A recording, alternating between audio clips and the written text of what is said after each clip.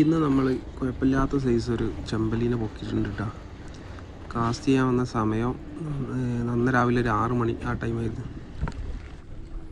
ലൂറ് ഏതാ വെച്ചാൽ നമ്മൾ സ്ഥിരമായിട്ട് ഉപയോഗിക്കുന്ന ലൂക്കാനയുടെ ഗ്ലിറ്റർ കേട്ടോ. അത് ഹുക്ക് ചേഞ്ച് ചെയ്തിട്ടുണ്ട്. അപ്പോൾ വീഡിയോ ഒന്ന് കണ്ടു നോക്കി.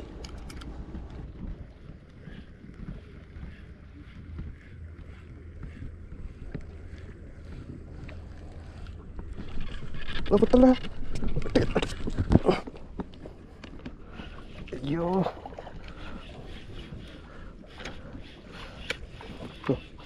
കിട്ടുന്നുണ്ട്.